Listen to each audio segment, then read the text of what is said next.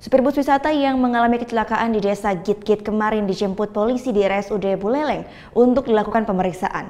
Sementara itu korban tewas pada laka maut tersebut akan dikremasi pada hari ini. Penjemputan sopir bus wisata White Horse ini untuk dilakukan pemeriksaan oleh aparat kepolisian di Polres Buleleng.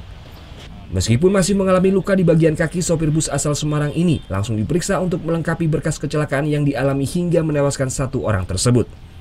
Menurut Kadit Laka Satlantas Polres Buleleng Ibda Oktamawan menjelaskan, pemeriksaan sopir bus ini untuk mengetahui kronologis pasti penyebab laka maut yang menewaskan seorang pengendara motor tersebut.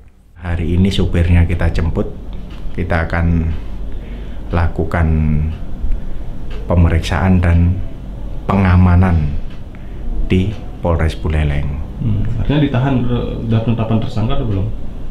Kalau dibilang ditahan tidak, tapi kita masih dalam pengamanan. Nah, kita amankan dulu sopirnya sambil kita mintai keterangan-keterangan untuk kelengkapan pemeriksaan.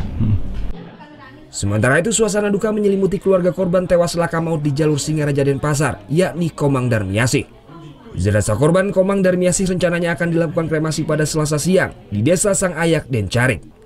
Besok acaranya dibawa ke rumah duka di Dencarik, dimandikan di sana besok. Kemudian segala sesuatu saya semua, udah itu baru ke kuburan di Bakar.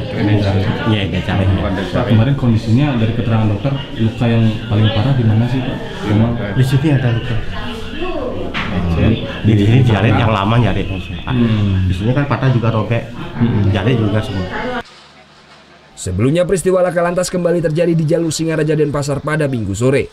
Bus wisata yang mengangkut rombongan siswa SMK asal Semarang ini mengalami remblong dan menabrak seorang pengendara sepeda motor hingga tewas. Korban Komang Darmiasih tewas di tempat lantaran tubuh korban terjepit di badan bus. Putu Wijana melaporkan untuk NET.